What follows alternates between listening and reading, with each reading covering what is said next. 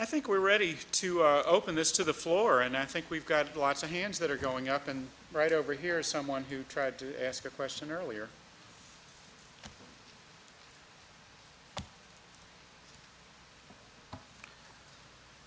Ken, over to the right, there.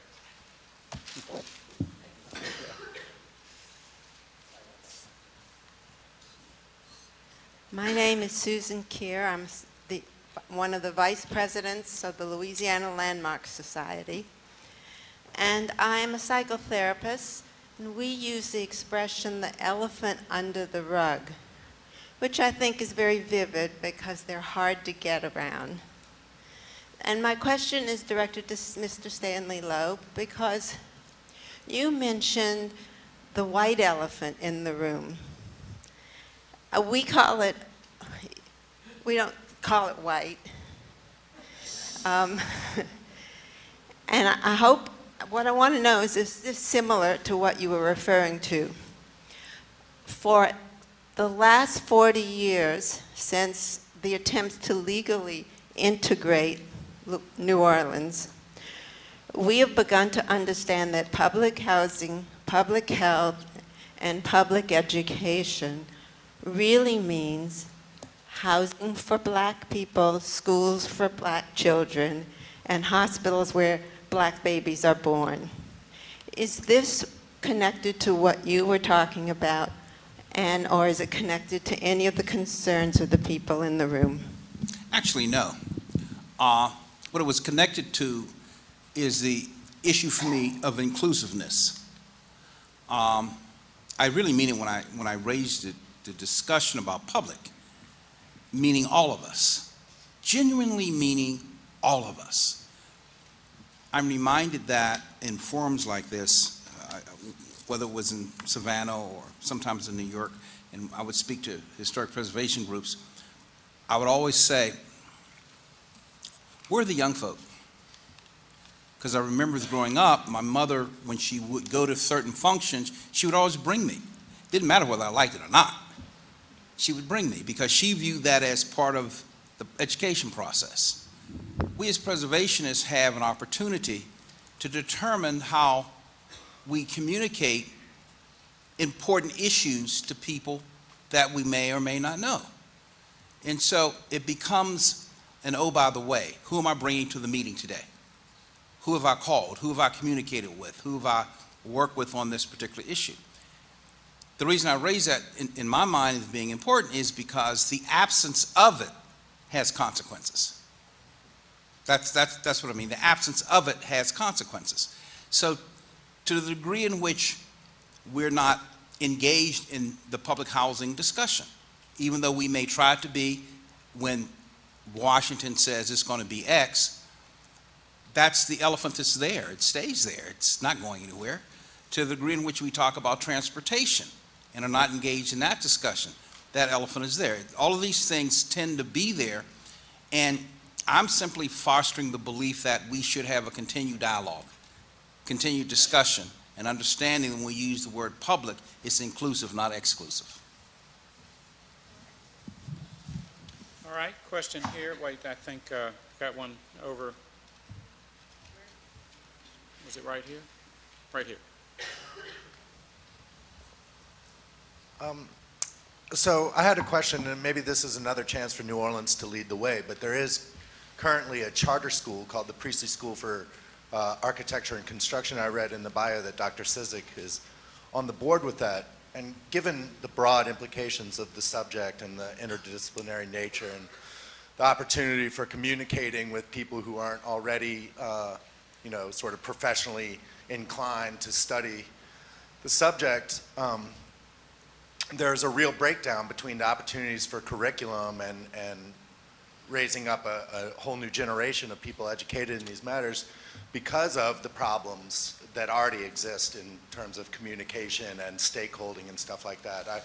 I don't know, but as I understand it, there is a disconnect between the board and the administration and then the school board at large, and by the metrics, the school is not succeeding, and I was just wondering maybe what the opportunities were for support and curriculum development and such.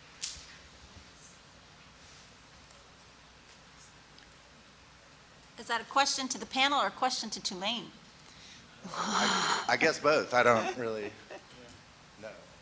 I think they're huge. I think they're huge opportunities for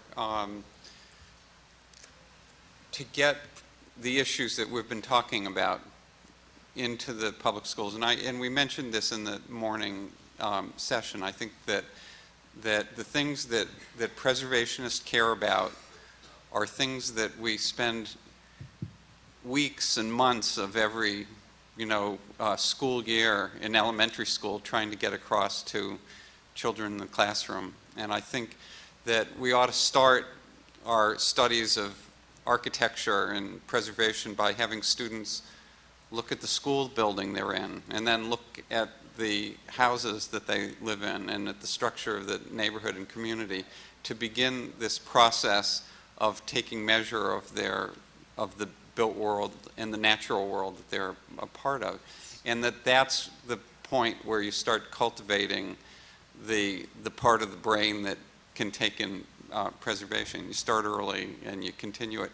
And actually, a lot of schools these days find themselves totally handicapped by the penchant for testing and doing, local standards of learning and things like this. Actually, the issues that preservation puts on the table often are a much more interesting way at getting at hitting those standards of learning. Things like local history or health can be done in the context of the local landscape that people live in. And I think there's huge potential. And we've been trying to do that. I mean, the Trust maybe 10 years ago started a program of learning with historic places, and the Park Service has been on that. But I think there's a way in which this can be done at the grassroots. I often had mixed feelings when a student would come to me a graduate student after having worked on local history projects with me, and they'd say, I want my part of this local history project. I want to show people how this could be done in elementary and middle school. And my initial reaction would be sort of, one of curiosity and maybe slight annoyance, thinking that the work that we were doing there in graduate school could actually work in the elementary and middle schools. But it can. It's palpable, it's there, you're surrounded by it. It's a tremendously rich resource, and we should be doing a lot more of that. We go to the back.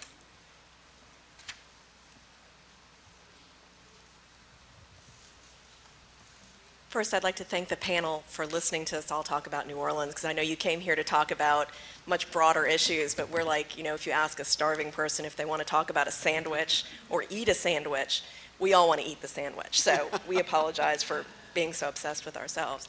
I have two facts I'd like to point out to the audience here, which is, number one, New Orleans is an African-American majority city. Number two, the majority of the housing stock in New Orleans is rental. Look around the room. We are lacking a huge quantity of diversity in the city of New Orleans in the preservation community. And until we have that diversity in this community, we're not going to be able to affect the preservation of the city. And it's hard. It's very hard. But we really now, after Katrina, have to reach out to our brothers and sisters in New Orleans who are not included in this community. And there are so many ways. So, I would ask, perhaps the Preservation Resource Center, who knows the gentleman who runs the Fair Housing Action Center, to reach out to them and maybe work with them to do programs to train renters how to fix the houses they live in. Because, a lot of times landlords, they don't fix it. And people in the African American community in New Orleans are frequently not interested in preservation because their grandma lived in an old house, then the landlord never fixed it, and the roof leaked on their heads. But if we taught them pride in those areas and helped that community to really grow into the preservation movement, then I think it would help all of New Orleans, not just the architectural preservation, but also the cultural preservation. So it's just a plea to the preservation community to please, really let's work on diversity, because we will not survive without it. It's actually fascinating that probably many of the people in this room have traveled the world following in Gene's footsteps. And one of the things that's notable about our travels as preservationists is that we don't actually own the places that we travel to, and yet we develop and cultivate close connections with places that we're just traveling to. And so the ownership actually shouldn't be the key. It shouldn't, and I think you're right in pointing that out, that there are ways in which you develop attachments to place that are quite apart from whether or not you own them or not. Another comment at the back? I'd like to get back to the issue of where preservation education is going at Tulane. Before there was an MPS program at Tulane, students had the opportunity to choose studios, platform studios, that involved preservation, not just with Gene Cizik, but with a number of professors. And they got their dose of preservation and have gone out into the real world to practice architecture, to whatever degree, being a good preservationist or not. I don't know how many times Gene has said, oh, I got a phone call from so-and-so who graduated in 1979, who didn't take my studio, but had a preservation project. Ooh, big surprise. I love that statistic about the 70% of all architecture, and this I believe is an AIA statistic. The 70% of all work done by practicing architects in the United States is done on existing buildings. That's not to say that they're historic. Someday they may be. Some of them never deserve to be. But I think we're doing a great disservice to not the preservation students. They're in the MPS students come into this usually without an architecture background, sometimes with an architecture background, but they come into this specifically wanting to learn about historic preservation. Fine. But those who are not encouraged to take preservation courses, or in some cases, in the case of Tulane, I've been here 12 years, disallowed from taking preservation courses because it's not architecture. Preservation, after all, is not design, right? Well, anyway, that mentality is doing a great, great, great disservice to future architects, not making them incompetent to do 70% of the work that is available to the profession in this country right now. And I feel very passionately about this. Now, the other thing is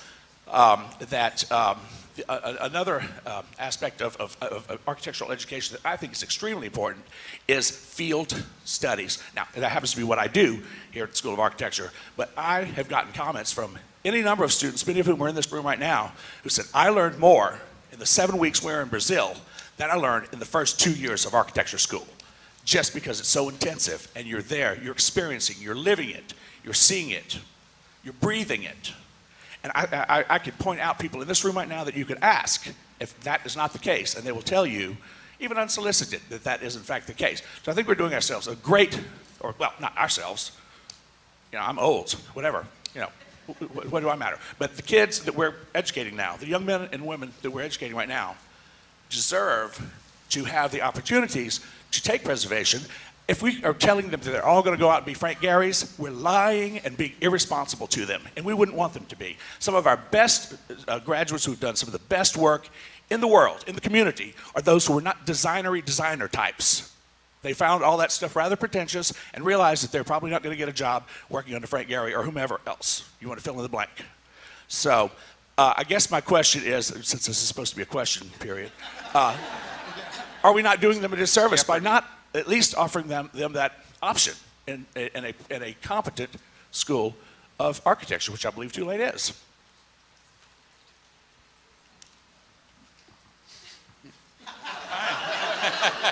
Everyone nod Made your together. point. Right, yeah. There was right there, Patty, weren't you? Ken's not walking away. He's just giving someone else the mic. Here, Wendy's bringing mine. Patty. The federal investment in historic preservation is tremendous. We all recognize that the capital projects, but the regulatory process, the review process, has absolutely tremendous influence on affecting change, shaping ideas, what can and cannot be done. Could the panel please comment, what is the historic preservation community doing to set the conditions for future success in this area?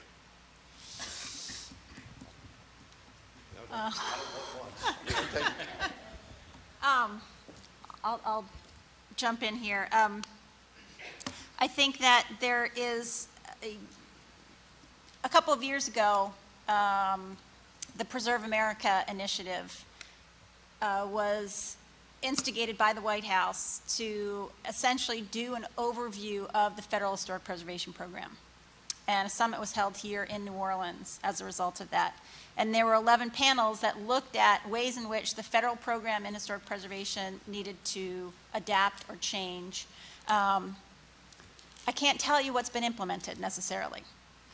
You can find all the information on the report. Stimulus money is coming.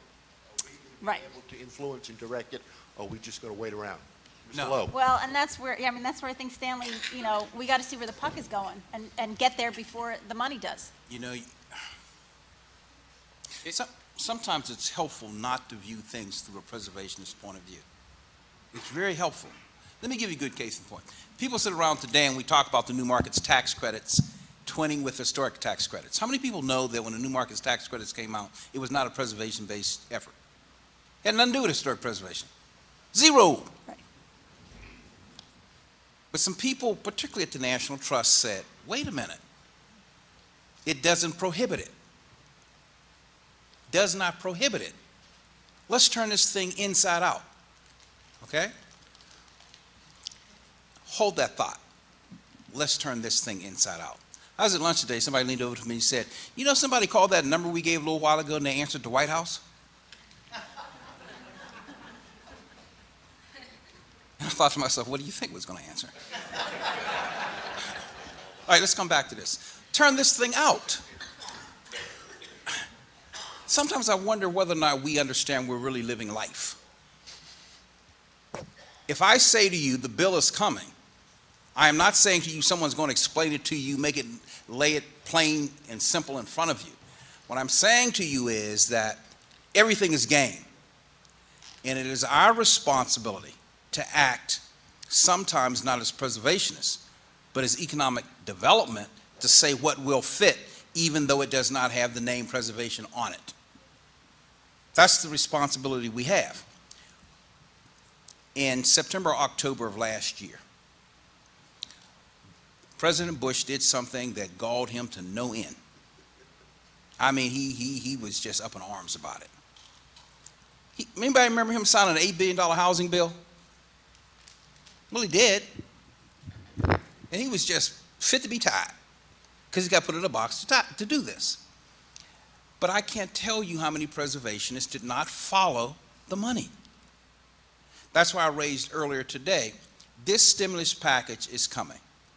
And it is said it will affect hospitals, it will affect record keeping of medical centers, it will affect public infrastructure, all the things. It's 164 pages. It right now is on its way to the Senate. I'm not going to be long-winded about this. Anybody ever think called the Congressional Record? Read it. It's published every day.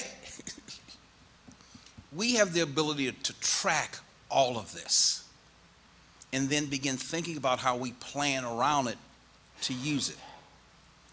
I'm greatly concerned that while there may be a lot of rules and regulations that are out there, I'm trying to keep up with what's coming out because this stimulus package is going to be so huge and so different in this arena.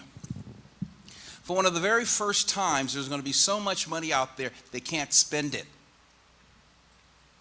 They won't be able to spend it all. There will be mistakes made. Money will go back. But New Orleans, and preservationists in particular, should say, how are we going to get in front of it? President Mo is fond to say, how are we going to get in front of this, et cetera. So to the point of your question in terms of the regulations, yes, there are a lot of regulations tied up perhaps with the historic tax credits, et cetera, et cetera. let me just make another point about what you said. Do you know in the Gulf Coast states, you have some of the most generous tax credits anywhere in the country? I mean, if you really understand how this works with your state tax credits, historic tax credits, plus the new markets tax credits, and the gentleman was telling me about another tax credits at lunch today, the opportunities are really out there to really package this stuff and make it happen. It's something you got to want to do and have leadership in place to move it along. In terms of the all of this federal money coming down the pike, preservation regulations at the federal level don't always work as we would hope.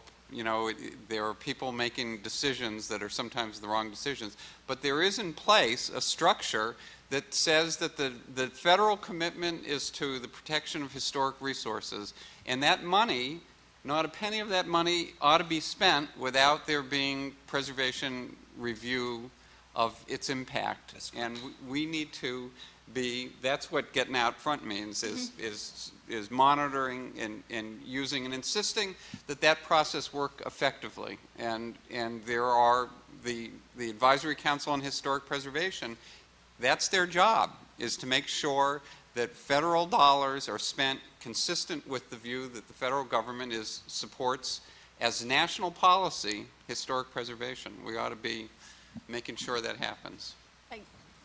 I just wanted to finish this issue on Preserve America Summit because it ties back to what Stanley and Daniel had said, in that I can't tell you what actually has been implemented, but the gist of this entire activity, which took place over the course of almost a year and resulted in a series of reports, was really less about, you know, how are we going to change this, and more about what's the federal government going to do for preservation. And in fact, one of the primary recommendations was we need a better national inventory. So I look at opportunities like this that Stanley has talked about, and opportunities that are on the horizon with this economic stimulus package. Plus, I don't know how many of you have heard, there was an 11th hour allocation by the Bush administration 2 days before he left office to the National Park Service of $2 billion that needs to be spent in 24 months. So there's money there.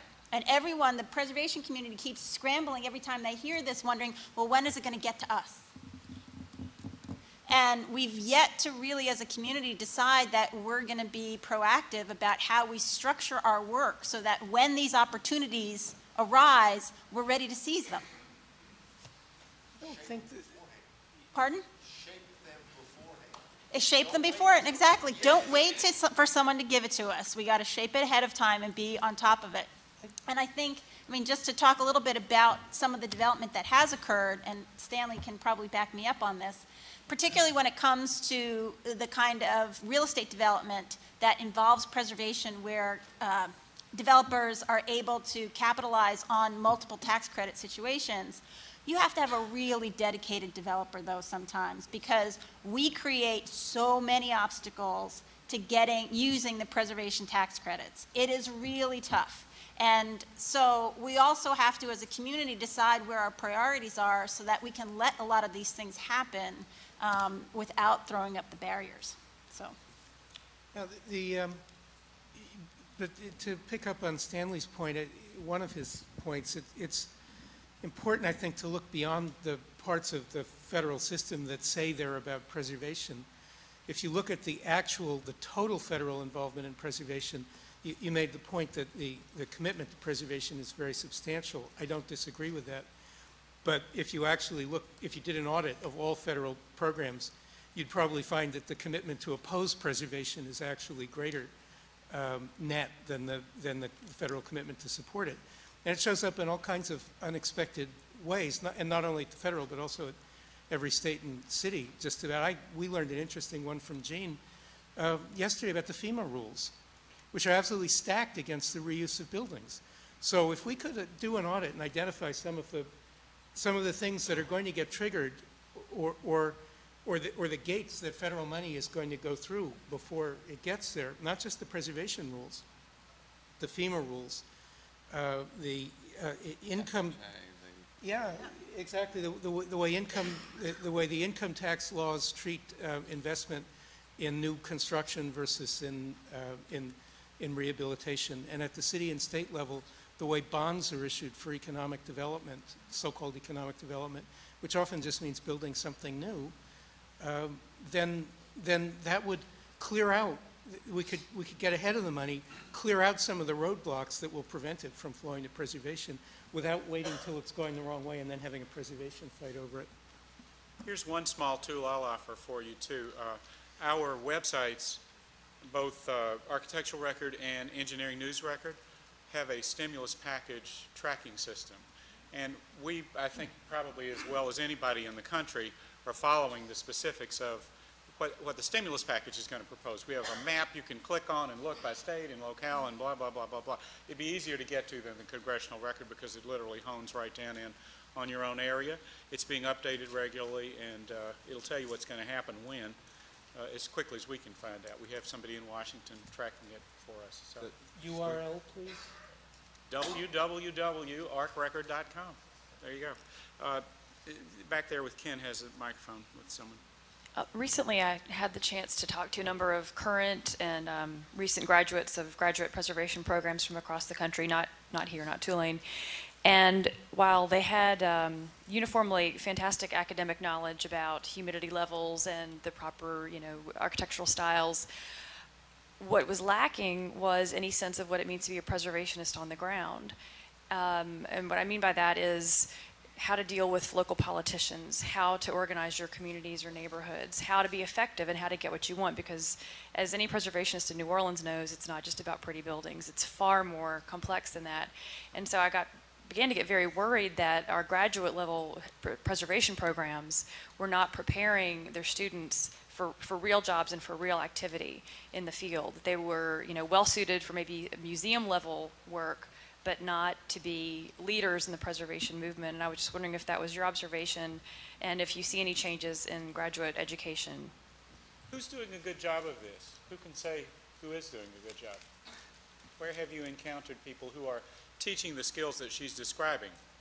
Well, at the risk of waving a flag here, I can at least say that we're trying to do a good job at Pratt Institute, where we set up a preservation program 4 or 5 years ago that really focuses, we try to focus on policy and advocacy, and we do have faculty who are engaged day to day in civic advocacy through nonprofits and mainly through nonprofits and through an arm of Pratt Institute called the Pratt Center for, what's it called now? Pratt Center for Community Development. Yes.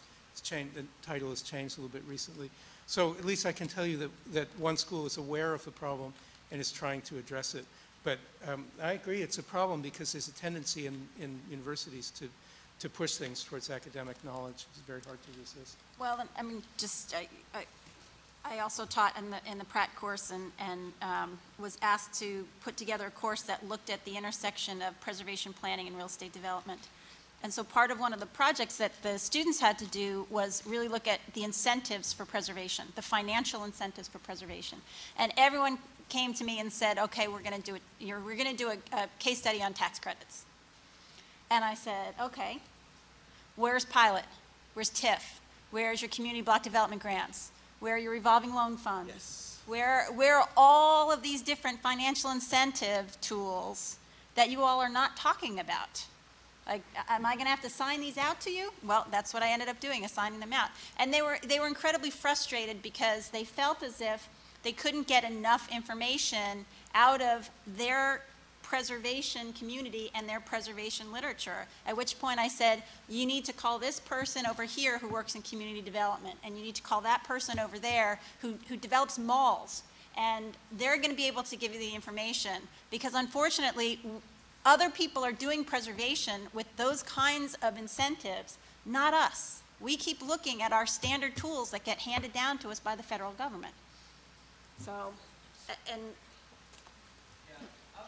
like to make two comments that I don't think we've resolved or have not been resolved. We've been talking about, I think we make a pretty strong attempt to bring our students into the realities of what life is like in doing preservation. We're very hands-on, we're very community-based.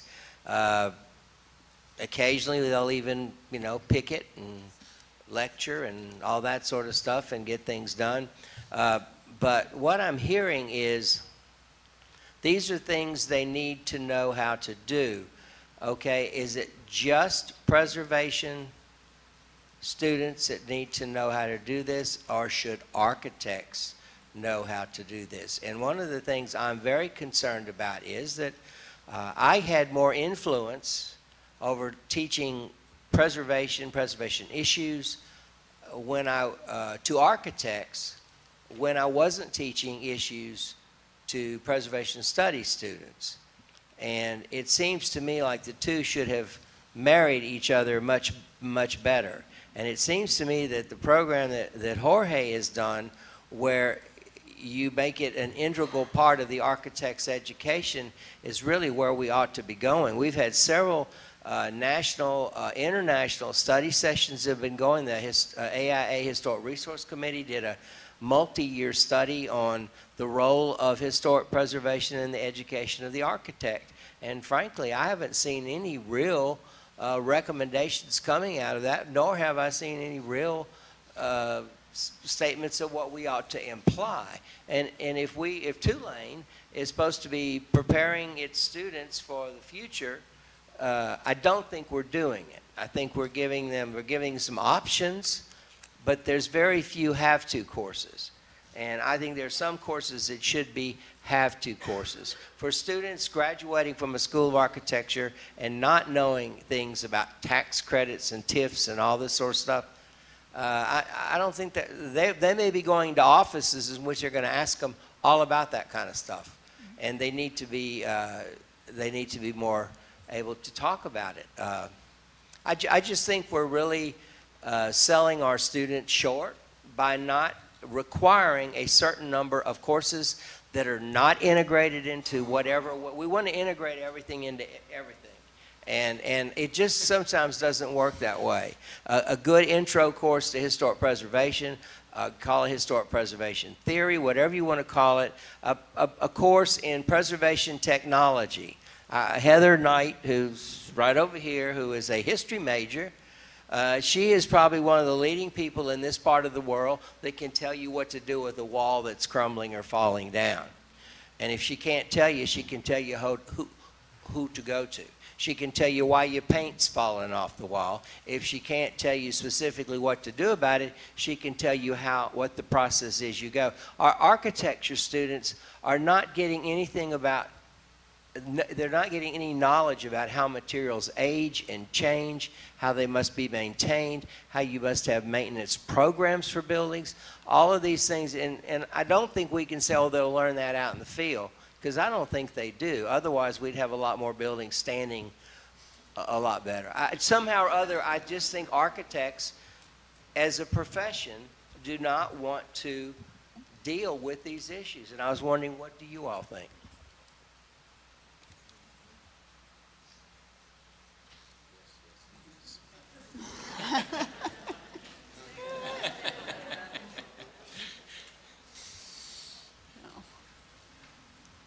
There's a mic running around here somewhere. Oh, okay, well, here, up on the front row. There's someone who hasn't spoken. I'm Gate Pratt. I'm visiting from Charlottesville in Boston. Can you speak up? I'm sorry. Sure, Gate Pratt, visiting from Charlottesville in Boston. Maybe to answer your question, I think architects that are practicing are dealing with those issues, and maybe it's the challenge of the schools to get the students thinking about them too. I wanted to make a comment on two topics that came up just in passing. First, I wanted to defend the New Urbanists. I heard a sort of a disparaging comment about them, and I'd like to say I think they're potentially very good allies. There was some comment about Kentlands and Seaside and green development, greenfield development. I'd point out that New Orleans was a greenfield site at one point. I think Kentlands and Seaside were exemplary projects, and I think they're recognizable as good projects. Also, many of the New Urbanists are doing good work in the cities here in New Orleans, and Dean Schwartz's own firm has been recognized nationally for work that he's done. So I think it would be helpful for the preservationists to reach out to the New Urbanists and the architects in the sustainable community. I say that as an architect who's sort of in the middle of all those fields, and I do a lot of new urban work. So didn't want to let that slide by. The thing that caught my ear, came up very briefly, was the comment about preservation and development and growth and infill in cities. And for me, that's been a particular topic of interest since a lot of my work is in the city. And I don't have answers or questions specifically. I'm just thinking that the future as we move forward is the challenge for me is formulating an appropriate approach, and some of it is incentivizing preservation. Some of it, I think, is engaging the preservation community to come to the table and talk about strategies for growth and infill that recognize that once we fill in all the empty sites in the city that are there, for better or for worse, they're there, and then we start to talk about an appropriate density for the city and a height and what we want it to look like. The challenges of growth and infill, and I'm just wondering if anybody's dealing with that, immediately, or thinking about that as a thing that's coming down the road. Any panelists have any particular thoughts about infill? Well, I think that when the National Trust started fighting sprawl, they did it understanding that the development pressure going back to the center would actually end up benefiting, or the hope was that it would end up benefiting, not harming preservation. They're certainly willing to countenance, and I think preservationists are willing to countenance infill of sites. Now, the question is whether the long history of curatorial preservation frustrates the ability to do infill in some cases. And I think there are also issues about the scale. I think the reason greenfield development is attractive is that you can control, you control the whole scene. And you don't have to worry about the existing buildings and the existing owners and the existing city government and the existing infrastructure, all that complexity. And I think that preservationists, though, have shown themselves to be perfectly willing to countenance and work with responsible development at the center. It's what's going to redirect development pressure toward buildings and neighborhoods and blocks and existing infrastructure that they care about. And I think that that's a classic win-win situation. I don't have, since I made the comment about new urbanism, I'll go back to it. I don't have a problem with, the scale and form of new urbanist development. The problem I have is that they have failed to come up with an infill new urbanism that is as popular and as well known as Sealands and Kentside, right? You can't name it. You probably can't say, you've got to go and look at this project that is really well done in an existing context that is as well known and well regarded. And when the new urbanists turn their attention to that, I don't particularly care what they're doing on the edge. What I care is what can they do that affirms the principles that are in the Congress of New Urbanism Charter that show it being done well at the center. And when there are the marquee examples of that start proliferating all across the existing New Orleans landscape, I'd call myself fortunate, and I'd have a dream realized. But it hasn't happened yet, even with all of the new urbanist strategies that are floating around for New Orleans and the Gulf Coast. Can I follow? I'm sorry. Oh, no, please. I support Daniel's critique in that I think new urbanism has started out as a very intriguing design movement, but they haven't backed it up with data to show that this is indeed what communities want.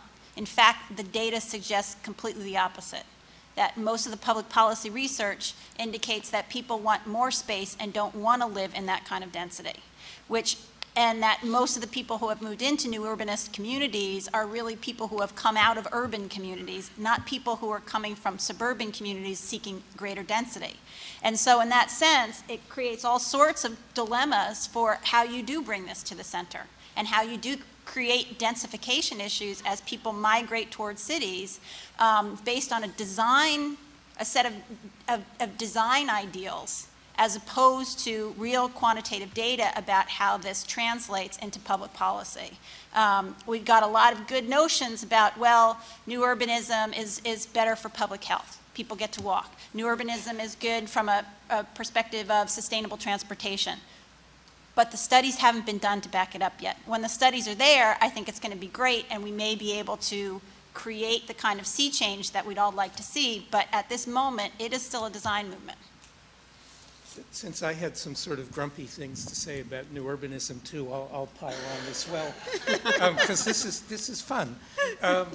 No, actually, I think there is something nice we can probably all agree on that we can say on behalf of new urbanism. I think preservationists probably owe new urbanism a debt to the extent that the new urbanist sort of charters and manifestos and so forth made it socially and intellectually acceptable to admire traditional urban form. So that's a good thing that helps us, and I agree with the rest of the critique. But you know, there's an opportunity for convergence here, and I think we need a round two. We need a WANI principles, 2.0, and if the new urbanists and the smart growth movement will take on the challenge of the reuse of buildings and the revitalization of existing neighborhoods and put that design energy and urban thinking to that purpose and really take that on as part of the mission, then I think a lot of progress could be made. I just don't think it has happened yet, but it could be in the future. How about over here, Ken? There's someone who's had his hand up for a while. Yep.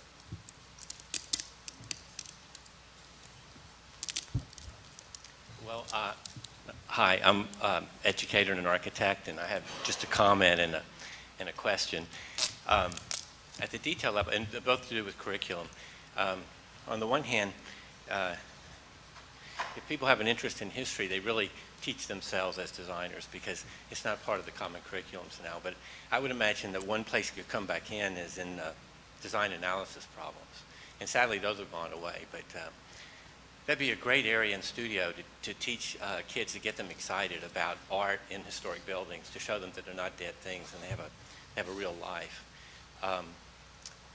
And then secondly, there's a question about values, I guess. I was really taken by the description of the curriculum in Puerto Rico and not so surprised because I've seen a lot of the work that comes out of the students from there. I used to teach at the University of Virginia. Well, we used to get students from the University of Puerto Rico a lot of times that would send their portfolios in. I know that's a different university, but we put them in a separate pile because they were all so good, and we have to make calls separately to find out, who really the better students were. But I had the good pleasure to visit San Juan just 2 years ago. Paco Rodriguez is an old student of mine, but you're taken in a city like that, as you are in Paris, as you are to a degree in New Orleans, by a taste that's ineffable. But it has to do with a respect for the past that's palpable, and a real excitement about innovation, and the two stand side by side. And it's really a challenge how you can nurture, in a way, both sensibilities. Because we have, in this country, it seems, so compartmentalized folks that the preservationists don't talk to the modernists, et cetera, and we all suffer for it. But what we've built in the last 2 decades is an indictment for what we stand for. Those McMansions, they're not new, they're not old, and yet that's the thing we made the most of. So that should be telling about. But anyway, the question has to do with, I guess, how to get at this issue of value. Vincent Scully is famous in a way for his courses at Yale, that were geared not just to the architecture students, but they were famous throughout the college. So he's known for having actually educated a whole generation of patrons. And I'm wondering if there's any possibility that you could imagine where architecture schools, maybe in a cross-disciplinary way, could have a reach out to a much broader constituency. It always sounds like pandering when you talk about educating the public, but nonetheless, where might we start in that regard?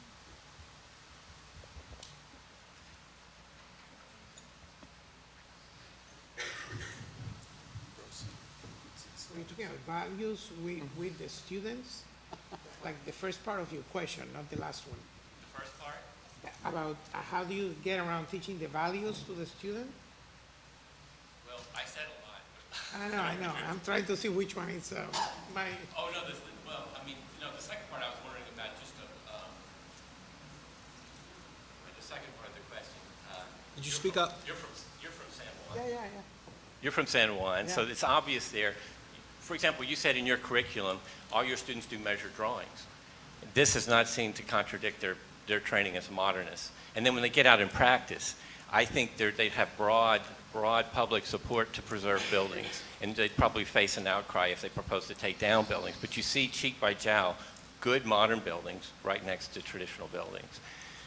I'm just wondering about how you instill that kind of sensibility in a broad sense. I guess I must say, one of the reasons why it didn't become very controversial was because we were starting from scratch. So there was no issues about changing a curriculum that was working this way or another, no faculty arguing with the other. So it That's was a description of modern buildings in a historic landscape. We could just start from scratch and there were no problems. So that was an advantage worked into the curriculum. There was a group of people that worked together on this. Jaime Suarez, a professor, is here today, and he was also instrumental. But we did many things, like we had history teachers, preservation teachers, technology teachers who were also your design teachers. And not just because we distributed the work around. We chose the people that were more, had more dexterity at it, and the students could respect the teachers in their different disciplines. So you could find your technology teacher in your design jury, or your preservation studio professor in a jury for a modern project. Those are the kinds of wonderful things that happen at the beginning of any school. And those first years are very special because you're making such an effort at making things work that you're thinking things through, and everybody's trying to work together and try to make it seamless. Time goes by and things change a little bit. But the truth is that we never had to do one thing at the expense of the other, and we never had to actually let the students know that we were, that one thing was more important than the other. I remember when I was in school, the design teachers didn't pay much attention to the technology courses. And they let us know that design was the main thing and that technology is something else.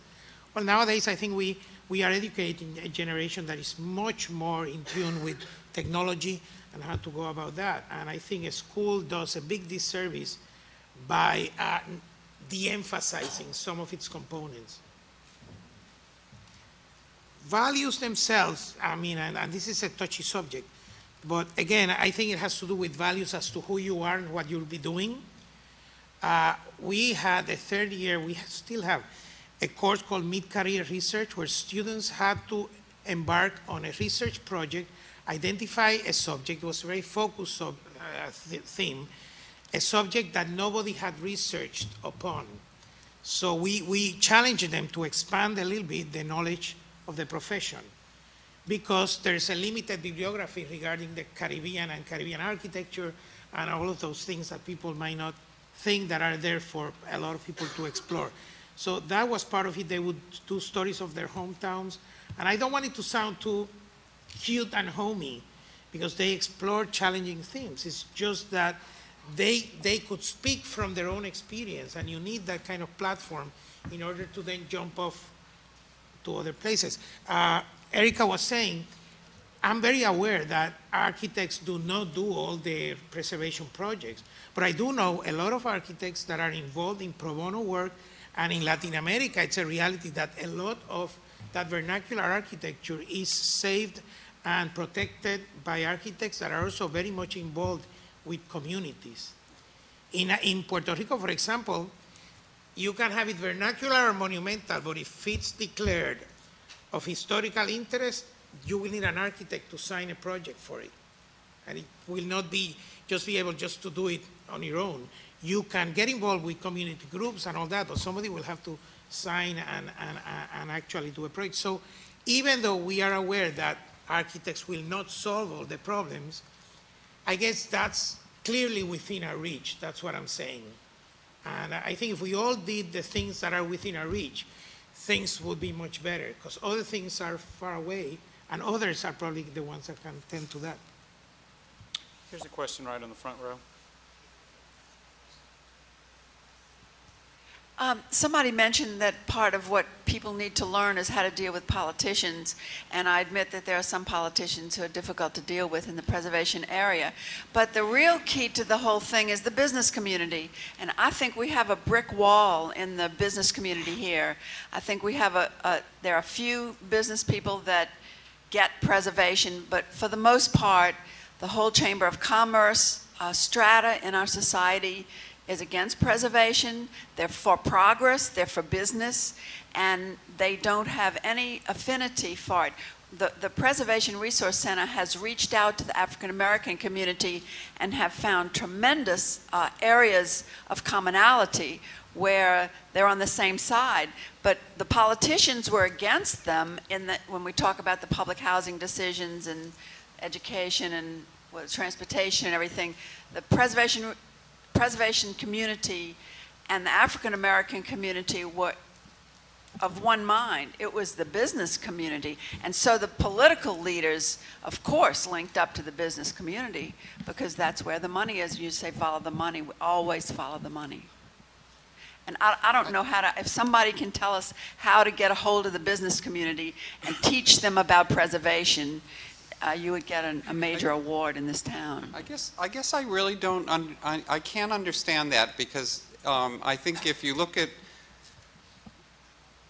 New Orleans' 20th century economy, it's built on tourism and heritage and preservation issues. I just, you know, that convention center might not be a historic convention center, but you got to know with where it's located in this city, that they think that a huge draw for that is people that want to come to the Vieux Carré.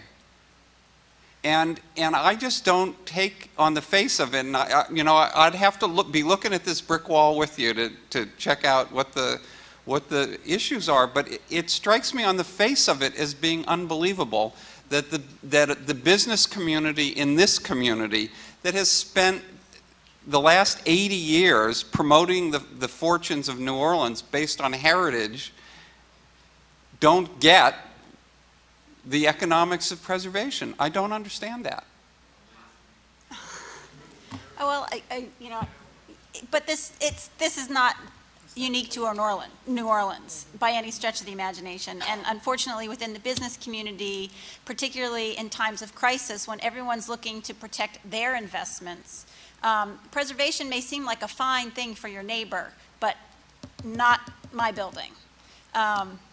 And in part, not to beat the research horse to death, but we've had a number of studies come out from various areas within the United States that have demonstrated that property values increase when residences are designated. We've had no studies that have looked at commercial properties. All of these property value studies have been done on residential properties. Unless anyone else can tell me about one. I've been looking for one for a while. So it speaks to, again, our charge of if we want to make that case to a business community, we've got to look at commercial properties and see what kinds of effects our work has on that constituency. But there have been tens of billions of dollars of investment in historic commercial properties. Are these people just, the business people and the developers that have been backing those projects, does the New Orleans business community think these are just lunatics? I mean, go and point out the tens of billions of dollars of people investing in historic tax credit projects and ask them, what do you think is wrong with these people? How did they somehow get sidetracked in something that just makes no economic sense? I mean, it just doesn't, I don't get it. I don't understand what you're saying about your business community. Okay, comment here. Question. Okay, Dan, I'd like to go back to the question that Jean Nathan asked from the back just before we went to lunch, having to do with her idea that we needed something like a WPA sort of comprehensive approach to thinking about problems here. And my question is this, to all of you really. your answer was that we should look at the model of the kind of incremental evolution development of the city in terms of its very intrinsic and intact neighborhoods in terms of their social capital. But what do we do? What do preservationists do? What do people who are fighting for the sustainability and resuscitation of the city do when our infrastructural problems are so enormous and so far-reaching and so widespread? Our soggy soils, our subsidence, our groundwater problems. We need both things. Right. And how do we interact with each other positively? That's Well, I guess again, I'm not trying to dismiss large-scale projects.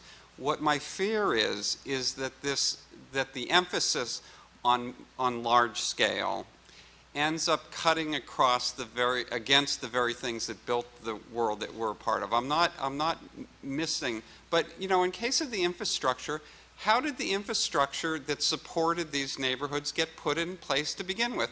There was a central, city government that was providing, neighborhood by neighborhood water mains and sewer mains, and slowly getting the entire city hooked up to that. And I think we need to continue to do that. That's obviously a central role of government. What I was thinking is that we need to, so infrastructure, I think, yeah, that's a big scale, big idea project. What I was reacting to was, I think the money might all be federal. There might be billions of dollars of federal money flowing in here. I think what the strategy ought to be is to try to get the 1,000 flowers blooming. And sometimes it's not going to work out, and sometimes it is. That we need to, instead of focusing on a single project that's going to take care of all of these neighborhoods, we need to be experimenting with very different projects, even new urbanist projects that we might want to put in place, and we'll test out and see what happens. But that was the, in terms of infrastructure, sure, that's a large central role that needs to be carefully coordinated. I just think that in general, we ought to be finding strategies that break up the federal dollars that are coming in here to get as many initiatives going as possible. That's the way cities are built. We're going to do one more question, and it's at the back. Hi. As anyone who's ever sat on an architecture review committee will tell you, that I think we've done a lot of talking about how to educate good preservation-minded design professionals. The real threat, I think, to our cities are the large number of buildings built without a design professional, or with an engineer, with someone.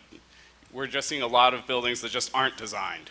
Do you have any idea of, I know the green movement's done a really good job of kind of getting the professional involved, and do you know where we go as a movement to try to make sure that we are involved?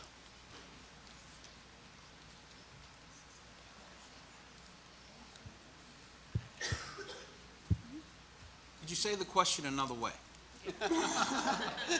How can we get better, ensure that that new buildings are being designed rather than, it seems, manufactured and placed?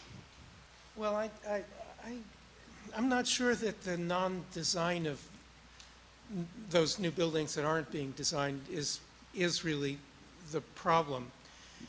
If I look at a Walmart and I imagine it designed by an architect and looking better, now I know you didn't mention Walmart, I'm just throwing that out as a very common example that people do raise in this context around the country.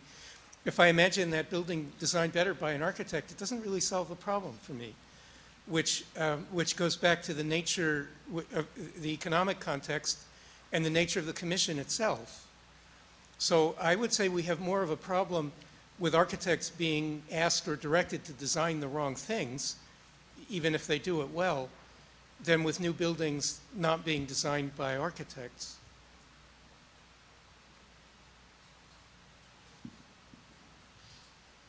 I guess everyone agrees.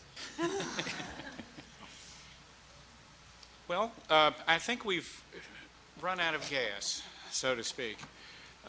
We have chewed around a variety of topics that range from technology, community, communication, international understanding, ownership, who's on first. And I don't think we solved a thing, but I think we're not supposed to. We touched on most. And Dean Schwartz, I think we've done what we set out to do, but there's obviously a great deal more that needs to take place. Thanks to the panel.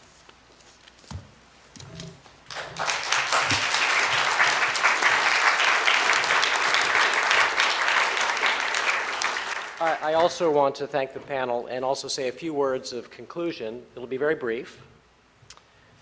I knew 3 of these panelists before we started in this whole enterprise. Jorge Rigau, I had the privilege of serving as the chair of his accrediting team on the first accreditation visit that actually recognized that school as a NAB accredited School of Architecture after many years of work leading to candidacy. So I had a firsthand chance to see how that curriculum works in a holistic sense within the context of San Juan, of Puerto Rico, of the students that are part of that great new School of Architecture. So, and I've also known Jorge through other circles, going back to Cornell connections way back when. I know Robert Ivy from a couple of other interactions. Most recently in 2006, I chaired the National AIA Convention in Los Angeles. So I had the opportunity to choose all the keynote speakers for that event in LA. And Robert was kind enough to serve as the introducer for William McDonough and gave a brilliant kind of contextualized introduction of why McDonough's work is so influential and how it fits in the larger landscape of architectural practice today. Last but not least, of my friends from before yesterday, and now I have 3 new friends as well, Daniel Bluestone really deserves a great deal of credit for helping me and actually guiding me in trying to think through how to put together something like this symposium. I'm not an expert preservationist. I was educated in preservation as a generalist, as an architect, from very early on. But certainly Daniel, as the leader of the preservation program, the director of the preservation program at UVA, has been very effective at developing a very different kind of intersection between 4 professional disciplines: architecture, architectural history, landscape architecture, and planning, which are the graduate programs at the University of Virginia. And preservation, in a sense, is an overlay, a filter, that allows graduate students in any of those disciplines, as well as undergraduates, to pursue a certificate. And what this has allowed Daniel to do is to, and he hasn't talked about it today very modestly, but what it allowed him to do, and has allowed him to do, is to actually bring connections as they emerge in a sort of opportunistic way. If there's a project that involves a toxic site, he will collaborate with a landscape architect who deals with toxicity and understands design challenges and social and equity challenges associated with toxic places. If it has to do with another type of adaptive reuse project, he will find another kind of affiliation. So I had the great pleasure for a number of years, up until this past year, of teaching a preservation theory class in his program, dealing with a topic of design approaches to existing sites. My students were almost entirely architectural history students and planning students who want to understand how architects view theoretically the whole challenge of additions, what it means to build into and onto historic properties. So Daniel, I thank you very much for helping me. Daniel helped me to figure out how we could compose an extraordinary group of 6 people, how we could identify themes that would give us a construct for this discussion that would be beneficial to us at Tulane, but also hopefully informative to all of you. It has been helpful, it has been productive, and it has been provocative, and I'm very grateful for this. As I said, I now have 3 new friends as well, and I want to thank Stanley, Ned, and Erica for joining us. It is wonderful to have listened carefully to their perspectives and their insights. Along with all of you, I've been trying to figure out what I can extract from the many ideas, the many suggestions, the many insights that they've brought to bear in the conversation throughout the day. I think that I should also talk a little bit about outcomes. What are we going to do? What are the next steps? And from a practical standpoint, I'll share with you one point, which is that this panel in one of our periodic conference calls thought that perhaps one of the more interesting ways of trying to capture the essence of this would be for me to write an article that ultimately, as Dean of the School of Architecture, I have a responsibility for thinking through some of these issues and what they might mean in the context of our unique school within this unique university, within this unique city. So I will endeavor to do that. That's one of several outcomes that will follow based on my understanding and impressions from this experience over the past day and actually over the past many months of working with this group through teleconference. We are also videotaping, and certainly we're going to figure out ways to use some or all of this day for best advantage, whether this is podcast, YouTube pieces, streaming the entire thing, AIA continuing education credit, you name it. There are any number of possibilities. But I have gone to the trouble and expense to do this, not necessarily with the intent of transcribing all of this word to word. We all agree that that's not really the point. But rather to figure out strategically what's the best use, and we don't know what that is yet. But I actually had an alumnus and a donor call me this week. He wanted to come to this event. He couldn't make it. And he's very interested in figuring out how he can help financially to package this in a way that's of most advantage to the School of Architecture and wider communities that might be interested in what we've done today. So a couple of more points about outcomes, and Gene Cizik alluded to this earlier as well. Number one, in collaboration with Gene and the provost at Tulane, we will be forming a preservation education advisory group coming out of this experience, trying to learn what we can from this experience, but ultimately trying to begin a process of interpreting what this means for us going forward. We have no rush of a timeline about this, but I'm very interested in this next step. I had a wonderful breakfast meeting with a number of preservation leaders from New Orleans in early December. It was that day that it snowed. And despite the snow, we had a very warm and cordial exchange. And one of the points I made to them was the following. This advisory group will include people from the university, but will also include representatives from the preservation community, neighborhood groups, and so on, in order to try to build out a picture that can help advise us and help us think this through, because these steps are important ones for our School of Architecture. They're also important, I think, in our role in the larger preservation community, as we've heard in the discussion today. I think we'll be organizing this over about the next 2 months, so you'll hear about this. We'll publicize it once we have figured out exactly what we're doing, and we'll be evolving this over the spring and into next fall as well. I would also like to point out that we have two prominent members, at least two prominent members, of my Tulane School of Architecture Advisory Board. This is for the entire school.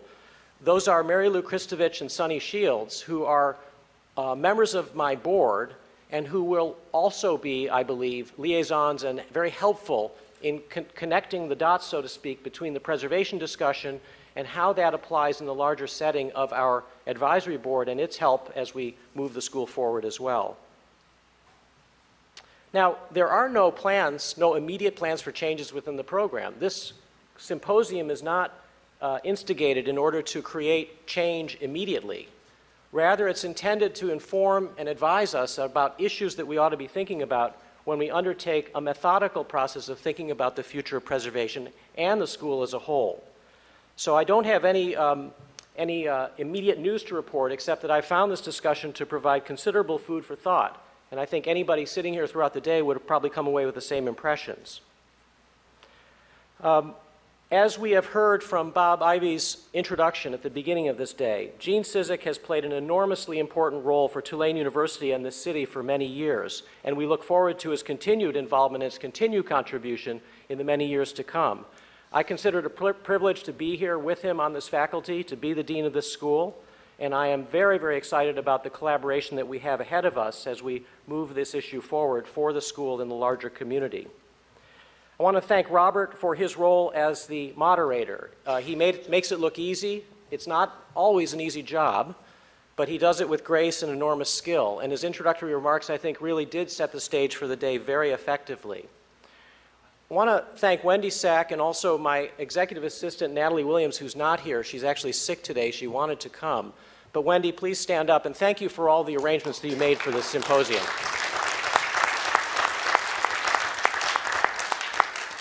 And most importantly, I want to thank the audience. It's the questions, the insights, the comments have been terrific. very stimulating. It's very, very useful for a newcomer like me to hear some of the issues that probably are so familiar to all of you, but some of these are actually news to me. And it certainly fills out the picture about what are the issues that we ought to be thinking about to some degree in the intersection between our School of Architecture and the larger community. Of course, Jean knows this inside and out, but it's all new to me, and I need to be continuing my learning process as much as I can. So thank you all for being here. Thank you for your patience throughout the day, and keep your eyes open for things that are evolving within our school in the years to come. Thank you.